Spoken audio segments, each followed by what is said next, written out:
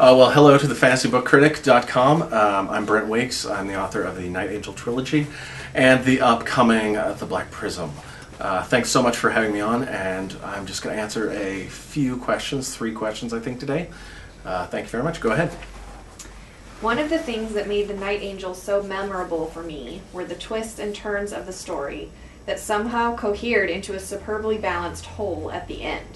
Did you plan them from the beginning, or did some of them emerge as the story was being written?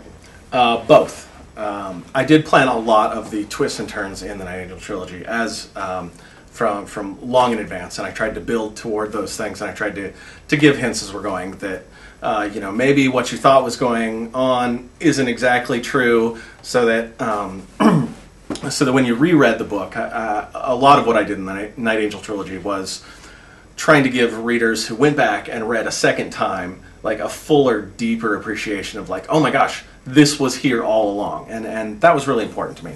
I have to confess that of course some extra depth came as I was going, but I also had the very good privilege, which did not seem like good privilege at the time, of not getting the books published right away.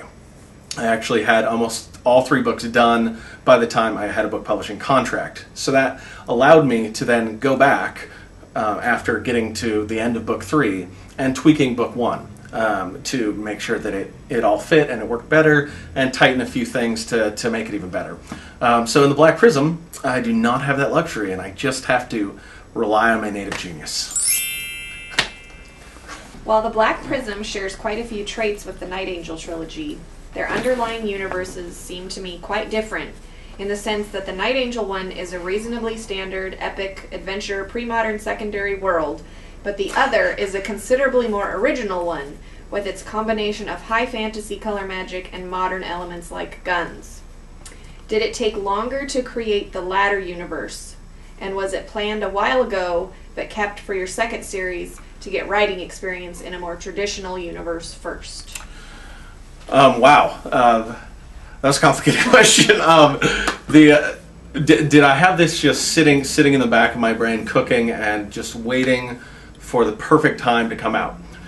No, actually, I was sitting there probably in December of 2008 as the Beyond the Shadows was coming out, and my editor was asking me, okay, what's your next book? What is it? And I was really torn. I either wanted to do more in the Night Angel world, and I wanted to keep going with that. I knew those characters. I love them. I know what's going to happen in the world next. I have a lot of narrative drive there. But I didn't feel like I was quite ready to make that next story as original as I wanted it to be. Or I could do something completely new and different. And I decided that I wanted to do something completely new and different. And I had no idea what that was. So it was considerably more difficult to just start a world from scratch and build it absolutely as fast as possible, while also trying to learn to be a published writer and go do little publicity things and answer questions on the internet and have a website and all this stuff. So it was actually a pretty vast undertaking for me. But it gave me a chance to start from scratch and do completely new and different things, and that was really, really exciting for me. A lot of the action in both the Night Angel trilogy and in the Black Prism is powered by family feuds, whether between parents and their children or between siblings. Can you comment on that? I think as I read history and as I understand families, the people that you're forced to live with all the time, those primary bonds are really super strong, and they're the most interesting bonds. We all have a sibling, or we all have parents, and we all have really conflicted feelings about how much we love them and how much we hate them at certain times.